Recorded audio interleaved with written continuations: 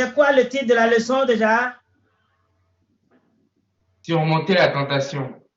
Surmonter la tentation. Mais pourquoi on nous envoie, Dieu nous envoie cette leçon, surmonter la tentation? Pourquoi? Nous l'avons dit déjà plusieurs fois. Le maître l'a dit, les chants l'ont dit. Pourquoi? Il nous envoie cette leçon pour nous préparer à des épreuves à venir. Oui, qu'est-ce qui veut me dire pourquoi cette leçon? La question est déjà dans ce que le maître a dit, dans les chants qui sont chantés. La réponse à cette question est là-dedans. Qu'est-ce qui veut me donner la réponse à cette question? Il nous a dit que le serviteur n'est pas plus grand que le maître. Parce que Jésus, même étant tenté, il nous a montré l'exemple pour que nous sachions comment nous allons faire quand nous serons aussi tentés. Parce que le diable qui a tenté Jésus n'hésitera pas une seconde à nous tenter, même pire que Jésus. Mais il nous a appris comment nous devons faire, comment nous devons arriver à bout de quand nous allons traverser des tentations ou des épreuves dans ce monde. Merci beaucoup. Ça veut dire que Jésus, quand il est venu dans le monde, il a dit, je vais préparer une place pour vous. Mais il veut que nous soyons avec là où il est, non? Oui. Et en même temps, il nous dit, si l'ennemi ne l'a pas laissé lui, l'ennemi qui sait qu'il est un fils de Dieu, mais il a voulu quand même je peux lui arracher cela, Est-ce que nous, il va nous laisser tranquille? Non. C'est pourquoi la sœur a chanté le chant, il dit que l'orage, c'est-à-dire, la sœur a chanté le titre de la leçon de la sœur, c'était quoi déjà? Si la mer se déchaîne. La mer peut se déchaîner. Ça veut dire notre voyage, notre pèlerinage, ce n'est pas un long fleuve tranquille. Ce n'est pas un long fleuve tranquille. Il y a un ennemi qui ne veut pas qu'on aille là, qui ne veut pas qu'on arrive à l'autre bord. Mais Jésus, on nous a dit, mais il est Dieu. Oui. Mais il a déposé son statut de Dieu pour se revêtir de la chair de l'homme, pour pouvoir sentir la faim, pour pouvoir sentir la soif, pour que dès que j'ai soif, dès que j'ai faim, dès que nous avons n'importe quel problème, parce qu'il a subi tous les problèmes que nous pouvons subir dans ce monde. Oui. Et c'est pour nous dire que si lui il a souffert de cela, si le diable ne l'a pas épargné, est-ce que le diable va nous épargner? Non. Non, le diable ne va pas nous épargner. Mais il a dit, non, n'ayez pas peur, car j'ai vaincu le monde. J'ai vaincu le monde.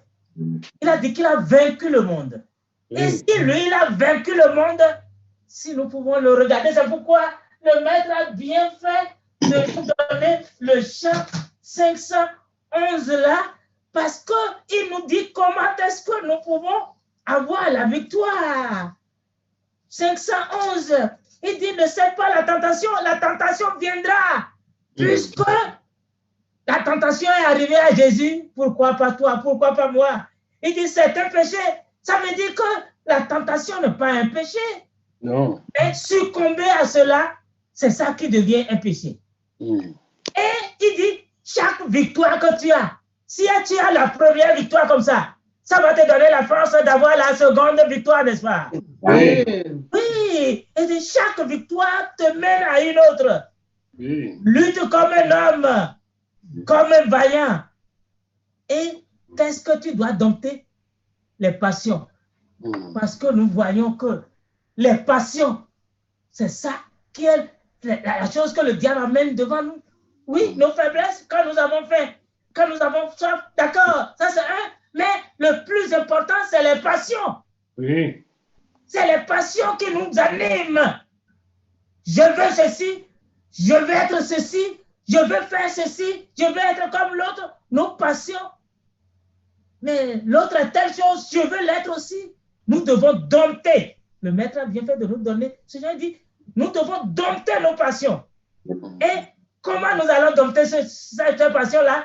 La phrase que nous a dit, il dit, regarde à Jésus. Si nous regardons à Jésus, est-ce que nous allons tomber? Non. Non, nous devons regarder à Jésus. Et tu viendras à nous. Amen. Que Jésus nous aide à le regarder. C'est que c'est difficile de toujours regarder Jésus. Quand les épreuves nous arrivent, on veut faire comme Pierre. Pourquoi Pierre a voulu sombrer dans l'eau? Parce qu'il a commencé par regarder la vague. Au lieu de regarder qui? Jésus. De regarder Jésus qui lui a dit, viens. Que Jésus nous aide. Amen. Mais le frère nous a chanté, il dit, l'orage ne me freine. Comment, comme nous savons que l'orage est devant nous maintenant, il dit que l'orage ne le freine. Comment nous allons faire pour ne pas craindre l'orage? Nous savons maintenant, notre maître nous a dit que l'orage est devant, que c'est inévitable. Nous allons passer dedans. Mais il dit, il a chanté, il dit, ça ne me freine. Comment nous devons faire pour que cela ne nous effraie pas? Quelqu'un peut me répondre. Nous devons nous approcher plus de Jésus. Oui, je veux que vous me le dites naturellement d'abord. Comparons ça au froid. Nous sommes en hiver, n'est-ce pas? Nous sommes en hiver, n'est-ce pas? Oui. Si je ne veux pas craindre, je vais sortir. On dit qu'il fait moins 5 aujourd'hui. Je dis, je vais sortir sans craindre le froid. Je fais quoi? Je porte mon manteau. Je me couvre. Je me protège. Merci. C'est pourquoi le maître a encore bien fait de clôturer sa leçon par, vous pouvez me relire le Éphésiens 6 là. Vous pouvez me relire à partir du verset 13, la note verset de mémoire.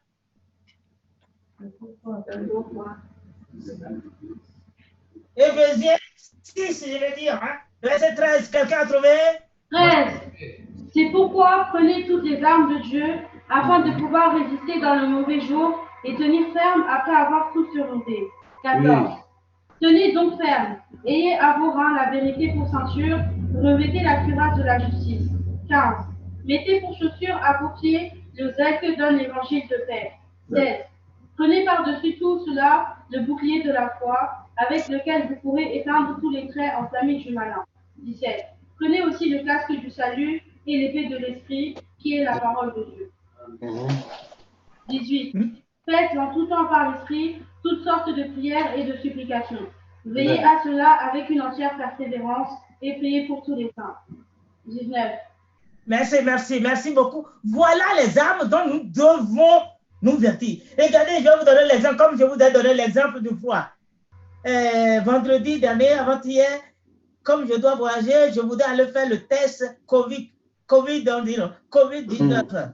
Et comme c'est un rang et qu'il faut que je sois là-bas, avec ce froid-là, le matin de bonne heure, déjà à 6 heures, il faut aller se mettre en rang, sinon tu vas être le 80e. Wow. Tu vas avoir froid.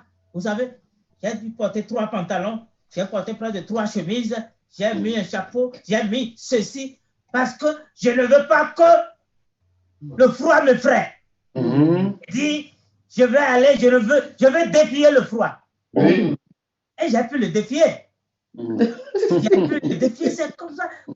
Quand nous savons qu'il y a un problème devant nous, nous devons nous apprêter en conséquence. C'est ce que Dieu nous dit. Et il nous dit comment est-ce que nous allons nous apprêter, parce que le danger est devant nécessairement.